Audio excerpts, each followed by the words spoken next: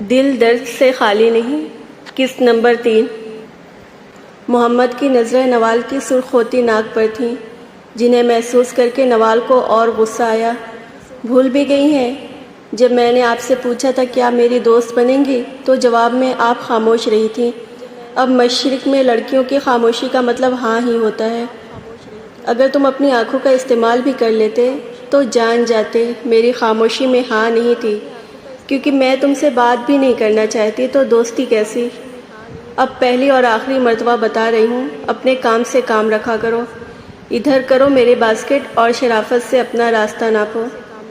چلیں، دوست نہ صحیح میری اردو کے استانی تو ہے ہی نا، تو شاگرد ہونے کی حیثیت سے میں آپ کی مدد ہی کر سکتا ہوں۔ ویسے اتنی بھاری باسکٹ میں کیا کچھ رکھ کر لاتی ہیں؟ وہ نوال کا بڑھا ہوا ہاتھ نظر انداز کرتا 2-4 قدم آگے بڑھ گیا۔ غصے سے اس کو گھورتے ہوئے نوال نے پیر پٹکے اور لمبے لمبے ڈگ بھرتی اس سے پہلے کمیونٹی سینٹر کا گیٹ پار کر گئی۔ محمد کی وہاں پر ریسپشن سے لے کر جرنلسٹ تک سے دوستی تھی۔ ہر کلاس کے استاد اور طالب علموں سے واقفیت بنائی ہوئی تھی۔ سب سے ہیلو ہائی کرتا۔ جب وہ کلاس میں پہنچا تو اس کی بینکنگ ایکسپرٹ مسز مارگریٹ پوری کلاس کو 2-2 لیگوں کے گروپ میں تقسیم کر کے آلمنڈ کیک بنانے کا ٹاسک دے چکی تھی۔ باقی کی ساری کلاس تو اپنے کام میں مصروف ہو گئی تھی، بس نوال کھڑی تھی، جس سے مسٹر مارگریٹ کے فیصلے پر اعتراض تھا۔ آپ پلیز میرے ساتھ کسی اور ٹیم بنا دیں، میں ہرگز بھی محمد کی پارٹنر نہیں بنوں گی۔ کیوں؟ 50 سالہ مارگریٹ نے نا سمجھی سے پوچھا۔ کیونکہ وہ کسی بھی کلاس میں سیکھنے کی طرف توجہ دیتا ہی نہیں ہے، اپنے ساتھ ساتھ وہ مجھے بھی مفت میں فیل کروائے گا۔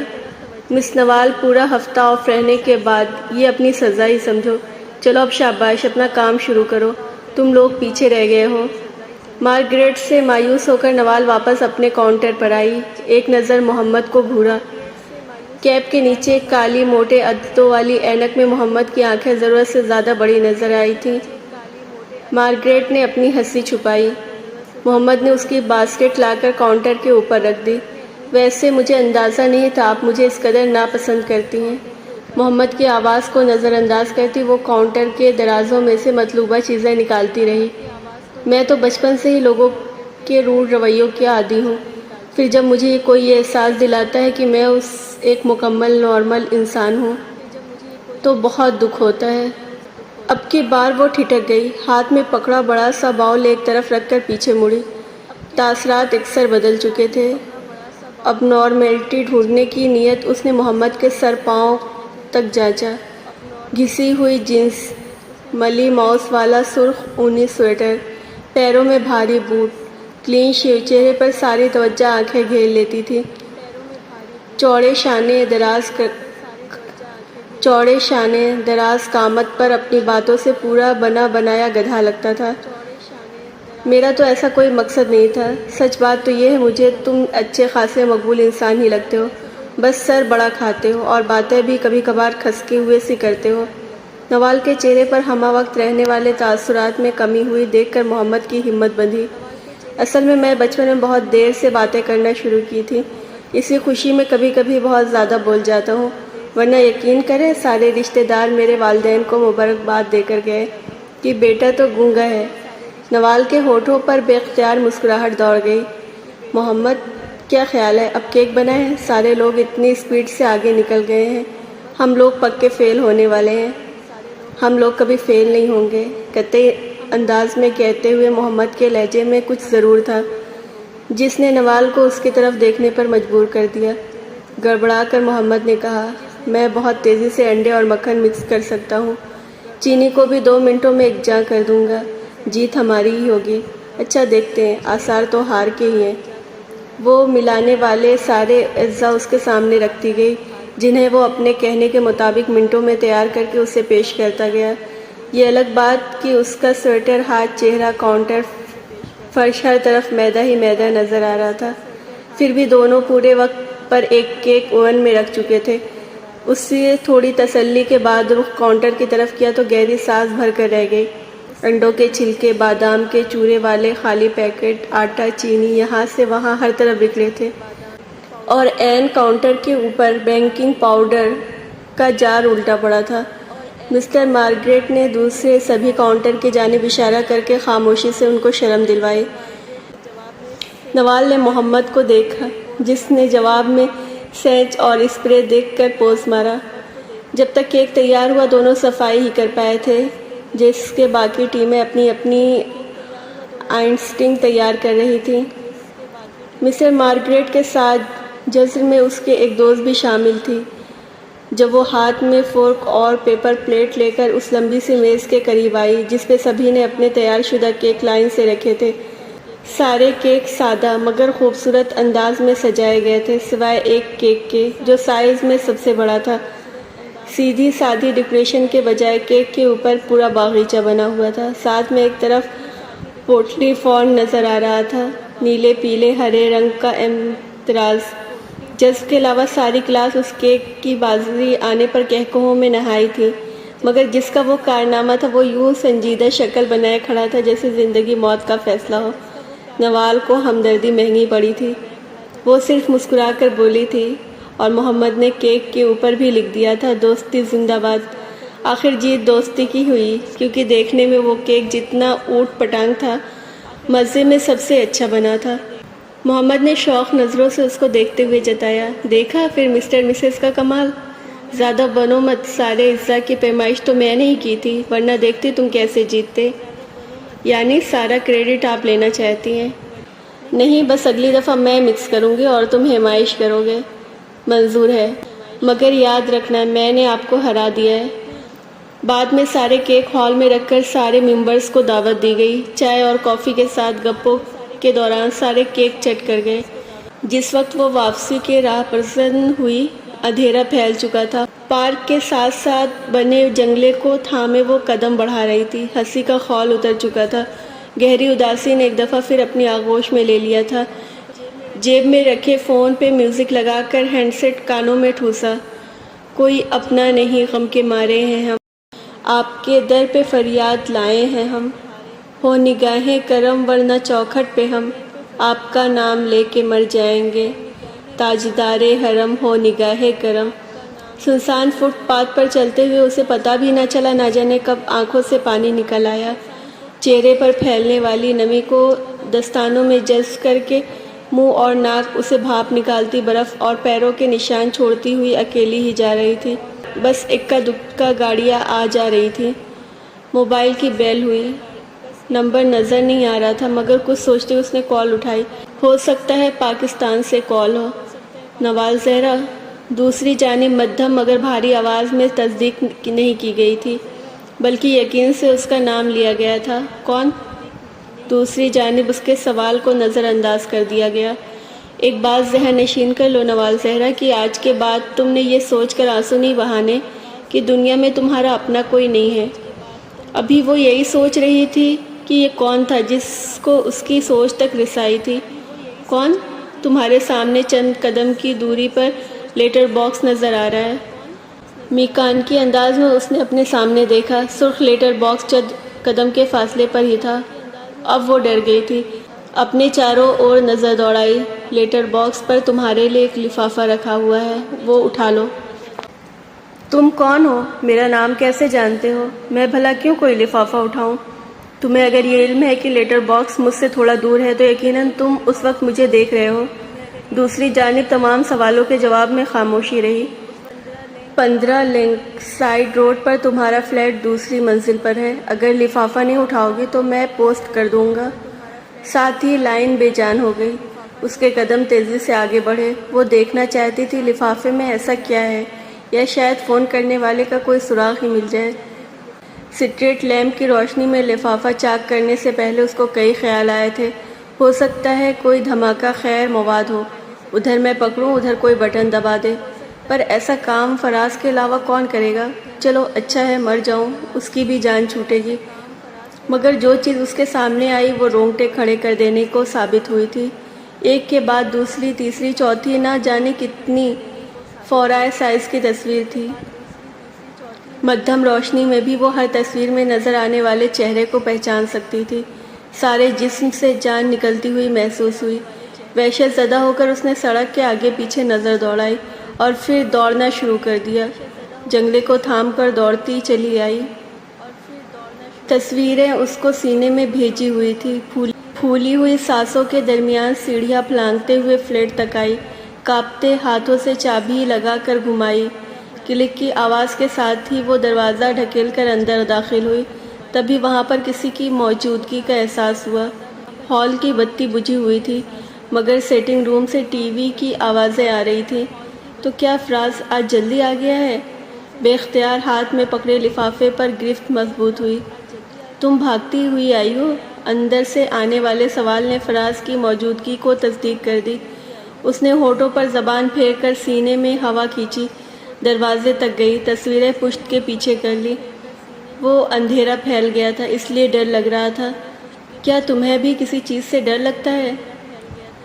فراز ایک لمحے کو اسکرین سے نظر ہٹا کر اس کی جانب دیکھا۔ اس نے کوئی جواب نہ دیا۔ شاید وہ اس کی آنکھوں میں چمکنے والے پانی کو دیکھ کر نرم ہوا تھا، یا اپنے کسی مطلب کو۔ مجھے کال کر دیتی، میں تمہیں پک کر لیتا۔ میرے علم میں ہی نہیں تھا کہ آپ گھر پر ہیں۔ اب یقیناً مجھے یہاں موجود پا کر مایوسی ہوئی ہوگی۔ نہیں، ایسی تو بات نہیں ہے۔ آپ کو دیکھ کر مجھے ہمیشہ خوشی محسوس ہوتی ہے۔ کچھ دیر وہ اس کو چپتی آر پار جاتی نگاہوں سے دیکھتے ہوئے تولتا رہا، پھر بولا، جلدی سے تیار ہو جاؤ، آج 9 بجے ایک پرائیویٹ کلینک پر تمہاری اپائنٹمنٹ لی ہوئی ہے۔ اداسی کی چادر گہری سے گہری تر ہوتی چلی گئی، مگر خوبصورت چہرے پر مسکراہٹ اجاگر کر گئی۔ جی اچھا، کیا پہلے آپ کے لیے کھانے کو کچھ لاؤں؟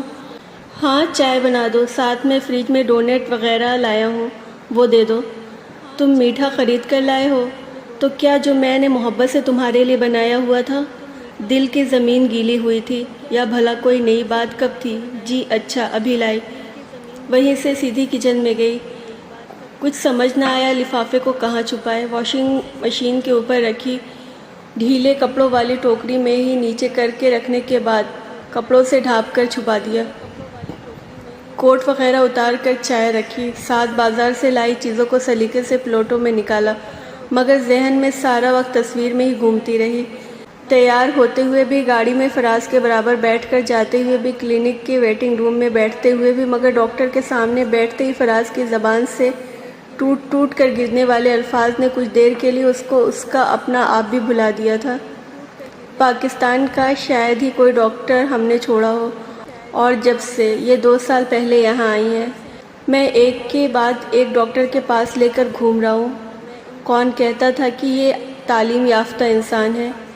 میرے ایک جاننے والے نے آپ کا ذکر کیا تھا کہ آپ کے ہاتھ میں بڑی شفا ہے، اس لیے اپنی بیوی کو آج آپ کے پاس لے کر آیا ہوں۔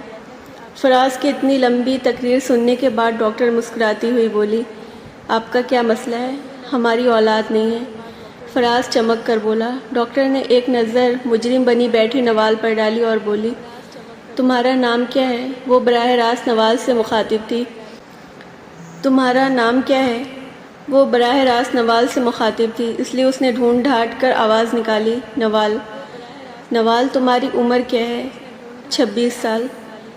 کب سے کنسیو کرنے کی کوشش کر رہی ہو؟ اس دفعہ جواب فراز نے دیا، پچھلے 2.5 سال سے ہم کوششوں میں ہیں۔ ساتھ ہی اس نے ایک فائل آگے بڑھائی، یہ میری بیوی کی رپورٹس ہیں۔ ڈاکٹر اپنے کام کی ماہر تھی، اس نے ایک سرسری نظر رپورٹس پر ڈالی، پھر بغور نوال اور فراز کو دیکھا، جیسے تول رہی ہو۔ کیا یہ صرف آپ کی بیوی کی رپورٹس ہیں؟ جی ہاں، مجھے میاں بیوی دونوں کی رپورٹس چاہیے۔ چلیں، بیوی کی تو میں دیکھ لوں گی، پھر ابھی آپ باہر نرس کے پاس جائیں، وہ آپ کو گائیڈ کر دے گی۔ اگر ابھی وقت درست لگے تو ٹھیک، ورنہ آپ اپنی مرضی کے وقت مقرر کر سکتے ہیں۔ دوسری بات جو اہم ہے، آپ دونوں ابھی جوان ہیں، اور جہاں تک میرا اندازہ ہے صحت مند بھی ہیں۔ 2.5 سال کوئی اتنا بڑا عرصہ نہیں ہوتا جس کو اس قدر سر پہ سوار کر لیا جائے۔ ہو سکتا ہے کسی دوا کا ری ایکشن ہو گیا ہو۔ ایک نیچرل سسٹم کو اگر آپ بغیر ضرورت کے ڈسٹرب کریں گے تو مسائل پیدا ہوں گے۔ پر آپ رپورٹس بنوائیں اور اپنے ڈاکٹر کی تفصیل سے آگاہ کر دیں تاکہ میں آپ کی ساری ہسٹری جان سکوں۔ ڈاکٹر کی باتوں نے نوال کو بڑا خوش کیا تھا، مگر فراز کوئی خاص خوش نظر نہ آیا، کیونکہ اس کے خیال میں مرد کو کیا ہونا ہے، نری بکواس صرف پیسے بٹورنے کا ذریعہ بنایا ہوا ہے۔ رات کو فراز کے پہلو میں لیٹتے ہوئے بھی نوال کو تصویریں ہی تنگ کر رہی تھیں۔ وہ ان کے ساتھ بے شمار سوالات جنم لے رہے تھے۔ اگلے دن فراز کے آفس میں جانے کے بعد دروازہ لاک کرتے ہی وہ بھاگتی ہوئی کچن میں آئی، ٹوکری کے کپڑے اتھل پتھل کر کے لفافہ برآمد کیا۔ اگلے ہی پل تصویریں اس کے ہاتھ میں تھیں، جن میں کوئی اور چہرہ نہیں تھا، وہ خود تھی۔ ہاں، نوال زہرہ کی تصویریں تھیں۔ کچن کے باہر کھلنے والی بالکنی میں پڑی گارڈن چیئر پر نیم دراز سوئی ہوئی تھی، ایک ہاتھ گال کے نیچے، دوسرا گود میں دھرا تھا۔ لباس کو پہچان کر اندازہ ہوا کہ یہ 1 ماہ پہلے کی تصویر تھی، جب وہ نہا کر باہر دھوپ میں بیٹھے بیٹھے وہیں سو گئی تھی۔ اس کے قریب اس کی تصویر مختلف اوقات میں، جب وہ بالکنی میں بیٹھی چائے پیتی، کوئی میگزین دیکھتی یا فون کرتے ہوئے پودوں کو پانی دیتے ہوئے۔ آخری 5 تصویریں دیکھ کر اس کے رہے سہے اوسان بھی خطا ہو گئے۔ ایک تصویر فراز کی سالگرہ والی رات کی تھی، اس میں نوال کا لپسٹک صاف کرنے والا منظر بند تھا۔ ایک میں فراز اسے تھپڑ مار رہا تھا، ایک میں وہ کیک اٹھا کر کچن میں آئی تھی، ایک میں بے تحاشا روتے ہوئے اس کی جان بے جان ہوتے ہاتھوں سے ساری تصویریں چھوٹ کر نیچے گر گئیں۔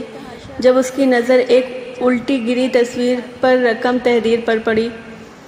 بعض اوقات اپنی شکل کسی اور کے آئینے میں دیکھنا بھی صحت مند ثابت ہوتا ہے، کیونکہ انسان کا اپنا آئینہ کبھی کبھار اصل رنگ دکھانے میں کنجوسی کر جاتا ہے۔ اس لیے تمہیں یہ سین قید کر کے بھیجے ہیں۔ دنیا میں سب سے بڑا ظلم وہ ہے جو انسان خود اپنی ذات پر کرتا ہے۔ آخر وہ کیا بات ہے کہ تم اتنی 3rd کلاس زندگی گزارنے پر مجبور ہو؟ نوال زہرہ یہ دنیا کا آخری مرد ہوتا ہے، تب بھی جائز نہیں ہونا تھا کہ تم خاموشی سے اس کے ظلم سہتی رہو۔ خاص کر جس معاشرے میں تم رہ رہی ہو، وہاں تو قدم قدم پر مدد موجود ہے، پھر اپنی زبان پر تالا ڈال کر کس وقت کا انتظار کر رہی ہو جب یہ تمہیں جان سے مار دے گا؟ میرے پاس تمہارے شوہر کے خلاف اتنے ثبوت موجود ہیں، ابھی جا کر پولیس میں دے دوں تو اگلے 24 گھنٹے میں حوالات کے پیچھے ہوگا، مگر میں چاہتا ہوں نوال زہرہ خود اپنے لیے کھڑی ہو۔ کتنی دیر تک تو یہی یقین نہ آ سکا کہ یہ سب اس کے ساتھ ہو رہا ہے، یعنی تصویریں لینے اور بھیجنے والا جو کوئی بھی ہے وہ نوال کی زندگی کے بارے میں جانتا ہے، یہاں تک کہ اس کے گھر کے معاملات بھی چھپے ہوئے نہیں ہیں۔ کوئی 24 گھنٹے اس کے گھر پر نظر رکھے ہوئے بیٹھا ہے، اس کی ہر حرکت نوٹ کر رہا ہے۔ صورتحال کی گہرائی تک جاتے ہی غصے سے اس کے دماغ میں شرارے پھوٹنے لگے۔ کیبنٹ سے ماچس نکالی، ساری تصویروں کو توڑ موڑ کر اٹھایا اور باہر بالکنی میں رکھ کر آگ لگا دی، ایک ایک کر کے ساری جلا دی۔ راکھ کو برش مار کر ڈسٹ بن میں پھینکا، بالکنی کا دروازہ بند کر کے پردے گرا دیے۔ سٹنگ روم میں یہاں سے وہاں ٹہلتے ہوئے اپنا غصہ کم کرنے کی کوشش میں تھی، جب اس کے موبائل کی ٹون بجی۔ موبائل ہینڈ بیگ میں تھا، جب تک نکالا کافی دفعہ بیل ہو چکی تھی۔ سامنے وہی ہیڈن نمبر سے آنے والی کال تھی۔ اس نے فوراً آن کر کے کان سے لگانے کے بعد احتیاط کے طور پر دھیرے سے ہیلو کیا۔ پھٹ پڑنے سے پہلے اس نے تصدیق کرنی ضروری سمجھی، کال کسی اور کی بھی ہو سکتی ہے، مگر دوسری طرف سے آنے والی آواز نے نوال کو حیران کر دیا۔ تصویریں جلانے سے کیا فائدہ؟ میرے پاس تو نگیٹو موجود ہے۔ اوہ، تم کون ہو؟ تم بے غیرت انسان، ایک دفعہ مجھے اپنا نام تو بتاؤ، پھر بتاتی ہوں کیوں تصویریں جلائی ہیں۔ کہاں میرے گھر آ کر میرا شکریہ ادا کرنا چاہتی ہو؟ ہاں، تمہارے گھر آ کر تمہارے منہ پر تھوکنا چاہتی ہوں۔ دوسری طرف تھوڑی خاموشی چھائی۔ اگر کہو تو ابھی تمہارے دروازے پر آ جاتا ہوں۔ اگر میرے منہ پہ تھوکنے سے تمہاری زندگی کے مسائل حل جو ہو جاتے ہیں تو ایسا ہی کر لو۔ اوئے بے غیرت انسان، میرے ساتھ زیادہ اسمارٹ بننے کی کوشش مت کرنا۔ اگر اتنے ہی بہادر ہو نا تو یہ پارسل لے کر خود میرے سامنے آتے تاکہ میں تمہیں پولیس کے حوالے کرتی کہ یہ 2 ٹکے کا انسان میرے گھر میں اشتعال پھیلانے کی کوشش میں ہے۔ تم نے اس پر تو ریسرچ کر لی کہ شوہر بیوی پر تشدد کرنے سے کیس میں کتنا عرصہ جیل جا سکتے ہیں۔ اب ذرا یہ بھی گوگل سے پوچھنا کہ کسی کی اجازت کے بغیر کسی کی پرائیویسی اور گھر میں ہونے والے معاملات کو تصویروں یا ویڈیوز کی شکل میں اپنے پاس محفوظ کرنے کی کیا سزا ہے۔ کسی بھی اجنبی کو تصویر اس سے پوچھے بغیر لینا کتنا بڑا جرم ہے۔ آئے بڑے قانون دان کہیں کے، اور خبردار جو تم نے آئندہ میرا نمبر ملانے کی کوشش بھی کی تو سیدھا پولیس میں جاؤں گی۔ فون بند کر کے صوفے پر پھینکا۔ کوئی نہ کوئی مصیبت میرے لیے تیار ہی رہتی ہے۔ پہلے گھر کے غم تھوڑے تھے، اب یہ باہر کے سردرد جاگ گئے۔ نہ جانے کب کب اور کس کس حال کی تصویریں کھینچ رہا ہوگا۔ دونوں ہاتھوں میں سر تھام گئی۔ آج لیلا اور زی کی شادی کو 4 سال مکمل ہونے پر دونوں نے ہر سال کی طرح اس دفعہ بھی اپنے سارے دوستوں کو مدعو کر کے اچھا خاصا ہنگامہ مچایا ہوا تھا۔ تم لوگ اتنے کنجوس کیوں ہو؟ ہر دفعہ پارٹی گھر پر ہی رکھتے ہو، کبھی تو کسی ہوٹل وغیرہ میں بھی موقع دو۔ حدید کی بات پر لیلا نے اس کو گھورا۔ کیا تم یہاں میری بے عزتی کرنے آتے ہو؟ چلو اٹھو، یہ گوشت والے ٹرے جا کر باربیکیو پر دھیان دو۔ میں تمہارا نوکر لگا ہوا ہوں، اپنے آدمی کو بولو کرے سب، آخر اس کی ویڈنگ اینیورسری ہے، میری نہیں۔ دونوں کچن میں کھڑے تھے، باہر سے تیز میوزک کی آواز مسلسل اندر آ رہی تھی۔ جان نیومین میں چیخ چیخ کر پوچھ رہا تھا کہ اوئے میری محبوبہ، مجھے اتنا بتا دے، کیا تم مجھ سے ایک دفعہ پھر محبت کر سکتی ہے؟ کبھی کبھی مجھے لگتا ہے تم زی سے جلتے ہو۔ اس نے بے ہنگ کہا مارا۔ نہیں، مجھے بس سالے پہ رشک آتا ہے، میری بچپن کی دوست کو کیسے لے اڑا ہے، جیسے تم نے مجھ سے شادی کرنی تھی نا۔ نہیں خیر، میرے اتنے برے دن بھی نہیں آئے کہ میں تم سے شادی کے خواب دیکھتا، نہ ہی تم اتنی خوش قسمت ہو۔ اب تم اس کے علاوہ اور کہہ بھی کیا سکتے ہو؟ چلو اٹھو اور یہ چیزیں میرے سامنے باہر لاؤ۔ جان چھوڑ دو میری، اتنا تیار ہو کر میں تمہارا خانسمہ کا رول نبھانے نہیں آیا ہوں۔ ہاں دیکھ چکی ہوں، جس نمونے کو اپنے ساتھ امپریس کرنے کو لائے ہو، شرم تو نہیں آئے گی؟ میں اتنا کام کر رہی ہوں اور تم اس کے ساتھ جا کر گپے مارو گے؟ ویسے وہ ہے کون؟ میرے آفس میں کام کرتی ہے، اس کا بوائے فرینڈ جرمنی کا ہے، اپنی فیملی سے ملنے جرمنی گیا ہوا ہے، بیچاری کافی اداس رہتی ہے۔ میں نے سوچا جتنے دن وہ واپس نہیں آتا میں اس کو کمپنی دے دیتا ہوں۔ ہائے حدید، کبھی کبھی مجھے تمہارے لائف اسٹائل پر بڑی جلن ہوتی ہے، نہ فکر نہ فاقہ، عیش کر کاکا۔ ہاں، تم نے ساری دنیا سر پر اٹھائی ہوئی ہے۔ 9 to 5 کی جاب میں کرتا ہوں، اپنے کمرے کی صفائی میں خود کرتا ہوں، اپنی لانڈری خود کرتا ہوں، اس کے علاوہ 101 دھندے ہیں۔ تم اپنے کام اپنی ماں سے کرواتی ہو، بیٹا تمہارا بھی آلموسٹ وہی پال رہی ہیں۔ صبح اٹھتی ہو، سارے مارننگ شو دیکھتی ہو، باہر لنچ کرتی ہو، آئے روز شاپنگ پہ جانا تمہاری عادت ہے۔ ایک ہفتہ کوئی تمہیں شاپنگ پر جانے سے روک لینا تو مر ہی جاؤ۔ وہ اس کے باوجود تمہاری میری چند پل کی آزادی سے بھی جلن ہوتی ہے۔ تم کیسی دوست ہو؟ اچھا جاؤ، اپنی فرینڈ کو کمپنی دو، بیچاری شتر مرغ کی طرح گردن نکال کر تمہیں ڈھونڈ رہی ہے۔ حدید نے اپنے ہاتھ میں تھامی اسپارکلنگ بیکریز کی بوتل کا بڑا سا گھونٹ لیتے ہوئے گردن موڑ کر باہر دیکھا۔